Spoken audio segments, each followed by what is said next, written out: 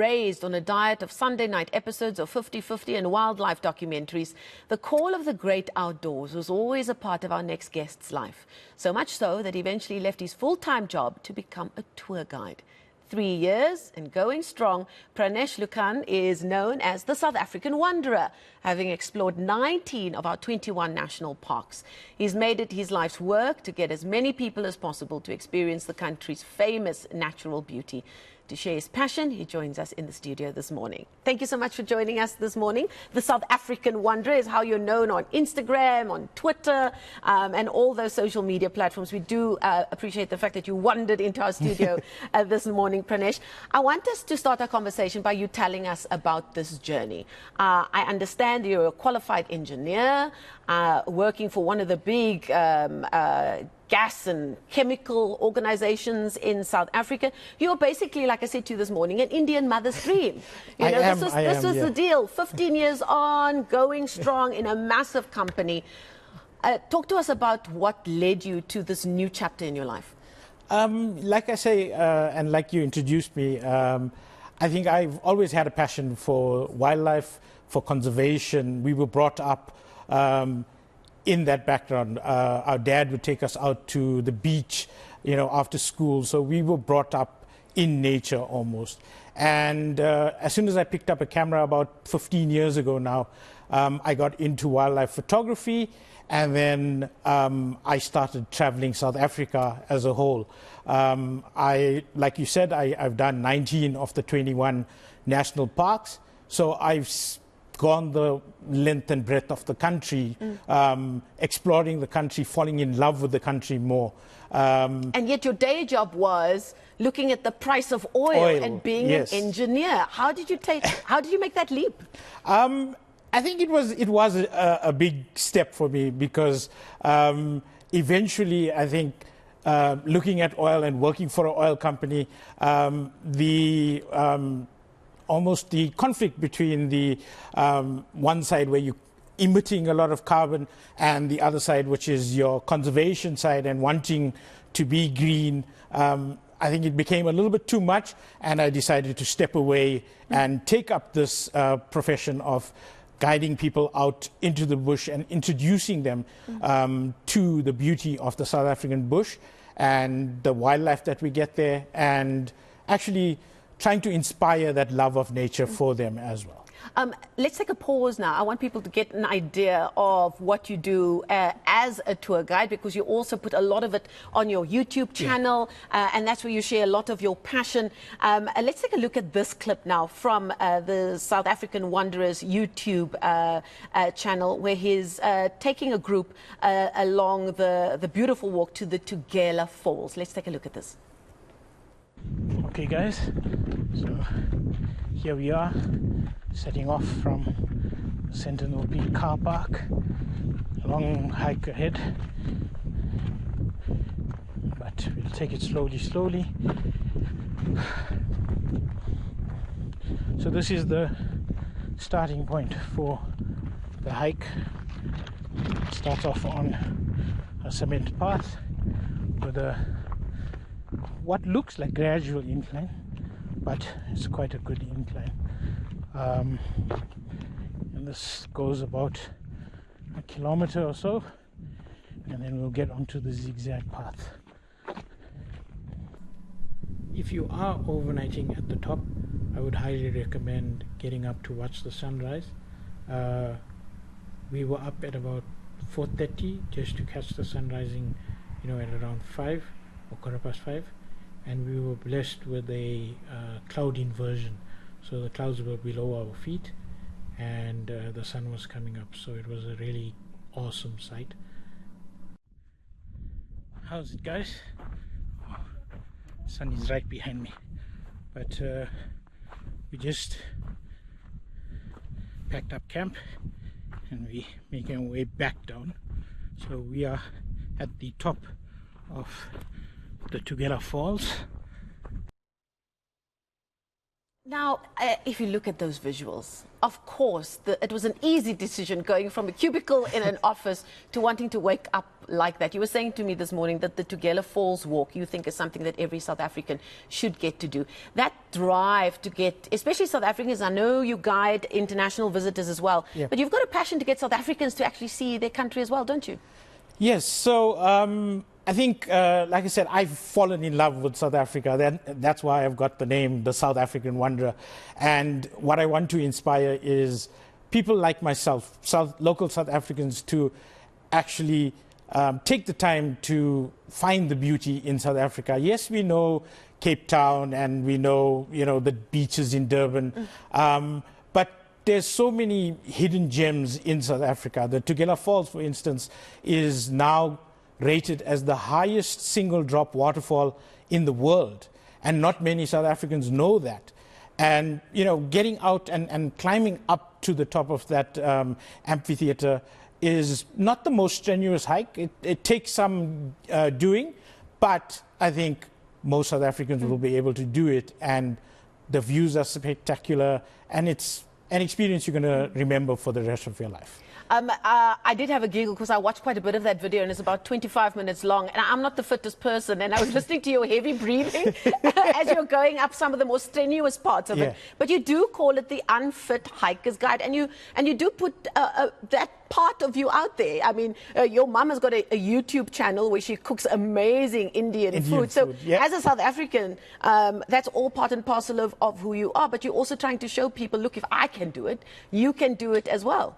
Yeah, I think I'm not the fittest. I mean, one of the most popular segments on my YouTube channel is me eating pies. So, are you eating pies in pretty places in South Africa? Well, wherever I travel. So, one of the things when you are traveling, a pie is one of our local staples. Well, the Eastern Cape tribe will tell you, well, you obviously ate a shamrock pie, surely, right? I've seen the shamrock pies. I was just down through the Eastern Cape in February this year, and I stopped at I think there's a Shell just outside Port Elizabeth, and had their, well, they call it a coriander chicken pie. It was a curry chicken pie. It was beautiful. It's one of my top 3 pies, I think, in the country. So it's about accessibility. We grew up in communities where, and at a time where the majority of the population couldn't access these places. So we also didn't grow up with that tradition. But I too grew up with a family of adults who loved 50-50 and watched all of these things, but they never got to experience it themselves. And there wasn't then that habit and that tradition of, in June we go to Kruger, or we do that and this kind of thing. So it's very much something that a new generation of South Africans need to rediscover their country. I know you do, for instance, if people want to start somewhere, you do day trips from Joburg to the Pilanesberg, which is a less than 2-hour drive. Is that a great way to start? Yeah, I think if you don't want to camp and experience the bush for a long extended period, that day trip out to the Pilanesberg is, I think, a perfect start. Yes, it's an early start in the morning. You're up at 4 to get out there as the sun rises, but that's when all the animals are, the most active. And the park itself is a gem, situated in the remains of an extinct volcano. 1.1 billion years ago, that volcano would have towered as high as Kilimanjaro does today. And you get to see elephants, rhinos, almost every trip you get to see elephants and rhino, and then there's a chance of seeing lions and leopards. And cheetah as well. I've seen cheetah quite a few times on these guided trips as well. And then by 6 o'clock, you're back in Johannesburg. You can have your supper at your local steakhouse or whatever it is, and you've been out in Big Five country for the day. And it's literally right on your doorstep.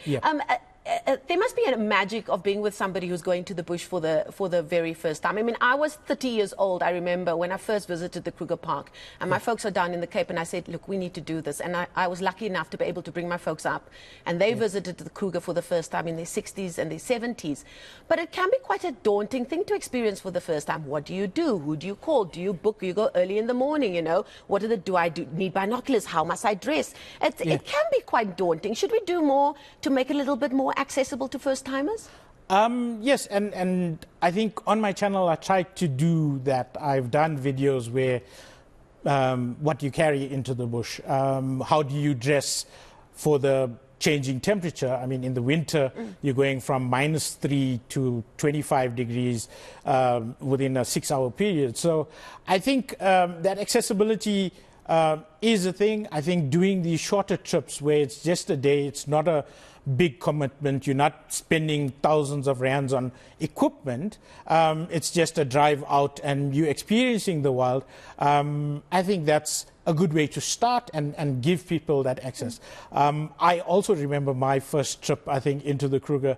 I was dreadfully underprepared. Yeah. But we still enjoyed it. We went out in the hottest part of the days and we didn't see much. We just saw elephants. And later on, I discovered that, okay, to be seeing the animals, you have to be up at 5 and in the bush as the gate opens. And by 9 o'clock, all the animals have gone and settled down. So then you can go and have a nap in between and then get out in the afternoon again. So it's, you know, things like that, learning about which way to drive in the park almost. Into the sun is going to be very harsh on your eyes. So plan your route so that you're driving with the sun behind you. Small tips like that that can make the biggest difference for the first time that you're in the park. And I share that on my YouTube a lot as well. As we've been speaking, we've also been showing some of your beautiful photography as well. And you're a bit of a birder. I mean, I've now been lucky enough to visit Kruger and some other parks a few times. And when I'm in the park, I'm a birder, hey? I'm on Google, the lilac-breasted roller, and I know all the names of things, and that's pretty. Great. And, you know, it's funny how it just opens up a world to you that you wouldn't have known before. Where does that passion, both for the photography and for birding, where did that stem from? So the photography, I think, again, it's back to my dad. My dad was the family photographer, and I think, you know, growing up, we had the albums of all the family photos for some reason because he was the photographer. So that's something I picked up from him, and I naturally picked up my camera and then started shooting. You know, living in Durban, the sunrises you get on the beach, most spectacular. And then I got into the wildlife, and like I was saying, when you're driving around, the bigger animals, by about 9 o'clock, 10 o'clock, they're out. They're resting under the trees in the shade, and then that's when the birds come into it, where you are driving around and the only thing you're sometimes seeing are the birds. And I started, just like you, looking at the very pretty birds, the lilac-breasted roller. You know, some of the owls piqued my interest, and then it started becoming almost obsessive, where you have to identify what's the small little brown bird that I'm seeing. So I'm on 518 of the 530, I'm sorry, of the 830 odd species we get in South Africa. Last year, I think I did about 400 species just in the year alone. When I'm not guiding or not in the Kruger, you know, taking trips out, I do a lot of my own trips, just birding for myself. I think that's my and I think it's quite astounding, because I think I heard somewhere that the #1 or the second most downloaded app in the country is a birding app. Which means there's a massive tribe of people who are into this kind of thing. Yeah. So 3 years into this new journey, you left a big time office job behind. Any regrets?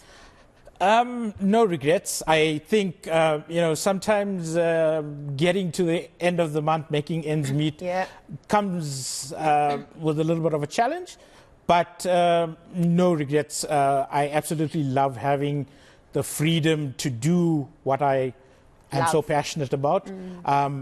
The extra time I spend with my mom, like you said, she's got her own YouTube channel, so 2 days a week we're filming and laughing behind the scenes and just having a ball, just me and her, and you know, that you can't buy that. So absolutely no regrets at the moment. I think we're keeping it going, and we trying to get, you know, more trips out. This year has been a little bit quieter, I must admit. Wheels have started to turning, but slowly post-COVID. Yeah. Well, here's your chance. If people want to get in contact with you, for you to guide them on a tour of their choice, or under your advice, where do they get a hold of you? Where can they find you? Where can they find your mum? Tell us. Okay, so YouTube is the go-to, so South African Wanderer on YouTube, or then they can email me directly, which is southafricanwanderer@gmail.com, and Instagram as well. The South African Wanderer, I think, is the handle. So follow me, slide into my DMs, and I will respond. And I'll take you places, baby. Yes, I'll build a tour that will be suited for you. And I can't promise that we're going to see everything you want to see, but we'll do our best to. But isn't that the beauty of it? There's one place in the world where you can't just demand and press a button to see something, and that's the great outdoors. Yeah. I think just being out in nature sometimes is brilliant, and just taking it all in. Doesn't matter what you're seeing, just being out is the best. Pranesh Luckan, thank you so much for coming in this morning. We really appreciate it. And we wish you everything of the best as you wander through more of South Africa and hopefully take more South Africans with you. You can find him, as you said, the South African Wanderer on most social media platforms is where you can find him.